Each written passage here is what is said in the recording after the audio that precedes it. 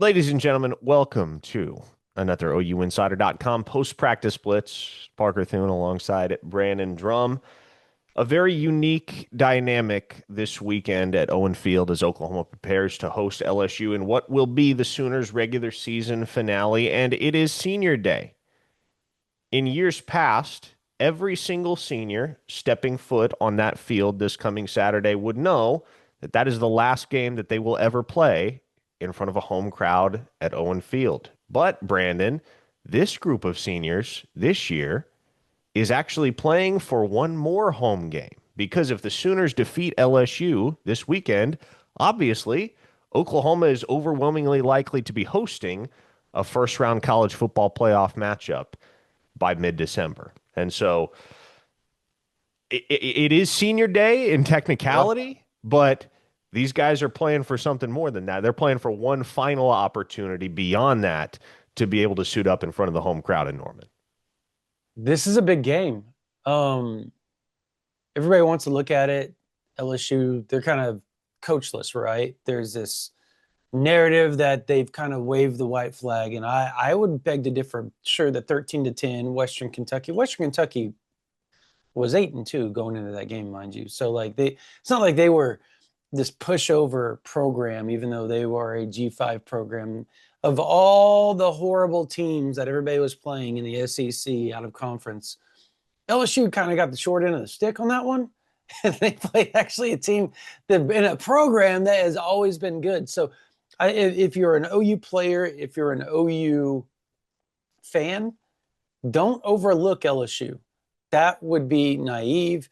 If you were going to lay out draft picks, Parker, throughout the SEC, LSU would be up there near the top of guys that the NFL is going to be interested in. So again, there's that dynamic. But as far as the seniors go, yeah, they have a chance to do something that no other senior class has ever done at the University of Oklahoma, and that is play an extra game, home field, if they go out and win. And it's not a guarantee. I just want to make that very clear to everybody. The committee tonight could just screw OU over, but at the same time, they may not. I mean, we'll have that covered for you after this. We'll have a special on that as well. But um, yeah, it's going to be interesting, Parker. I find this whole week more interesting than probably a lot of people do. In what way? Just the seniors, I guess the fact that they get another chance to play at home, the fact that there's so much that could go right, could go wrong, and OU could lose and somehow slip their way in to a playoff as well if things work out perfect. So there's so much. This is probably the weirdest situation OU's been in a long time, as far as just the program. A great situation, but a weird situation. In talking to the seniors last night, they're certainly aware that if things go a certain way this weekend, they're going to play one more game here in Norman before their careers are over. But as Jaron Kanik mentioned specifically, and he seems to mention it every single week when he talked to him, reverting back to the same process, focusing on going 1-0 this week. And that's what it takes, Brandon, because it would be all too easy for a team without true championship DNA to trip over their own shoelaces against a team like LSU that does have plenty of talent on that roster.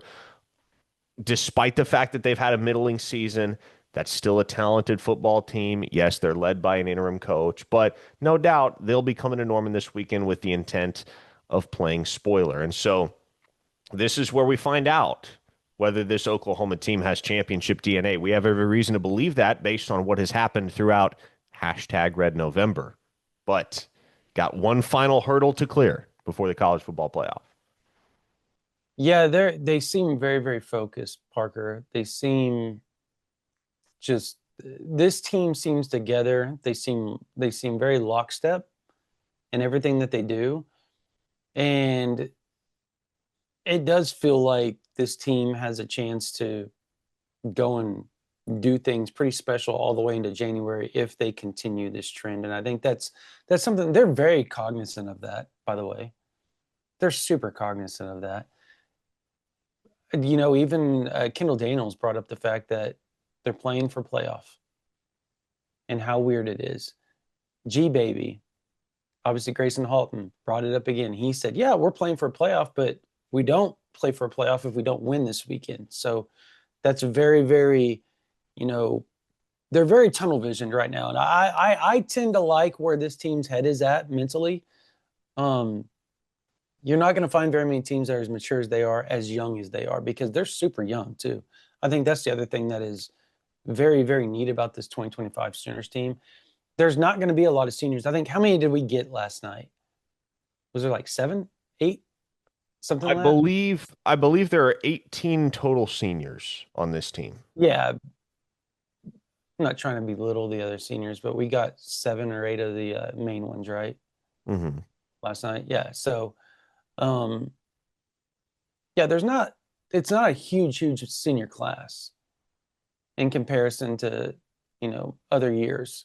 So this senior class, I guess the biggest question for me, Parker, do you think they understand the legacy that they're leaving right now? This senior class. You think What that legacy would you say they're leaving? well, if you go to the playoffs for the first time under Brent Venables, I would Hmm. say that's a pretty substantial legacy. Would you not?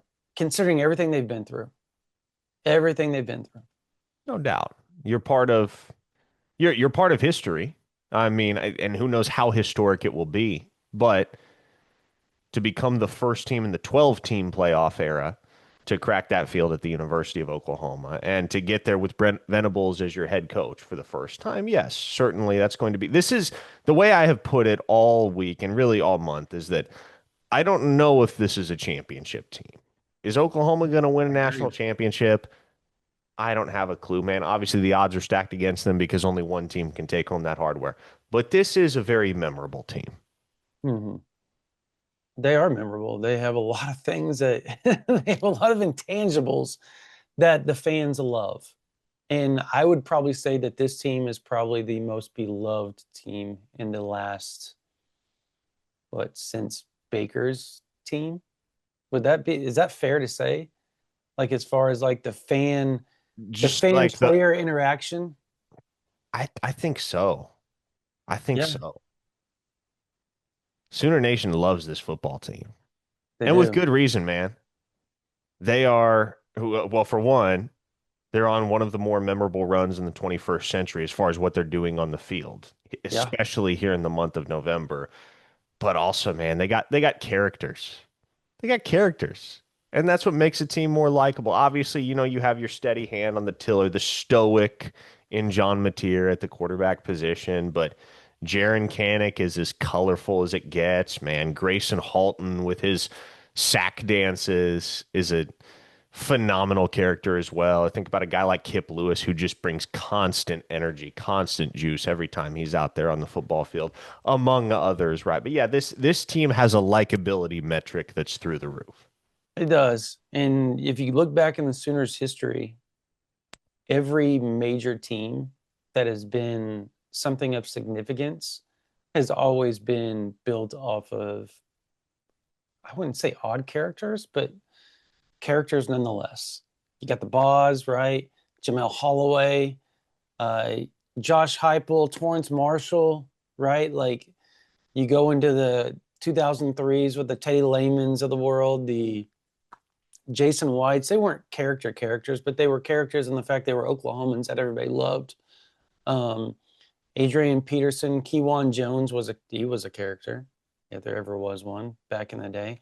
Derek Strait was very character. You can just go through the list. GK McCoy in 2008. Like you talk about a character, that's a character that still to this day is a character and is the guy that welcomes the Sooners out onto the field every week. So then you got Baker, right? I think that's the last guy that you look at as far as like true characters at the University of Oklahoma. Danny Stutzman, I think, would go in that, but he unfortunately didn't get the winning that is taking place here. This team is just filled with them. And I think that's what makes this team so beloved. The fans feel like they're connected to them because of that. I think this post practice turned into something completely different than what we thought it was going to be, but I'm okay with that. I'm okay with that. Um, but seniors, Parker, Kendall Daniels last night was you got emotional, dude. I bet he did. He left Oklahoma State to come to OU. Oklahoma State's 1-10. The Sooners are 9-2 Fair. and fighting for That's a fair. playoff berth. He's probably thinking I made the bet, but you don't know what he said. And I quote, "This is the best decision I've ever made in my life." I would agree with him. I don't think he was thinking that when he said that. But I have known Kendall since he was about 15 years old. And you know the ritual after every away game, he comes and finds me, right? And like we do this, he hugs me after every win on the sideline. It's just turned into a thing. And um he has always said that this is the most fun he's ever had playing football. Mind you, he was on some pretty good teams at Oklahoma State, Parker, that were up for some pretty substantial things. Big 12 titles. You know, they beat OU in 2003, played for the Big 12 championship. And he said this supersedes all of that because of where this team could go and how much fun he's had playing on this team. The defense is using him in a way that he said is just BV, Wes Goodwin, like he loves those guys, like absolutely loves those guys. And he got teary eyed talking about his time at Oklahoma, ever so short. And he said, "Time is my enemy," over and over and over. And I thought that was probably the most poignant interview that we did last night, was talking to him, because he was open, he was honest. And I challenge everybody to go watch that interview. It was awesome. It was awesome. You can tell this university and this opportunity means a lot to Kendall Daniels. Mm-hmm.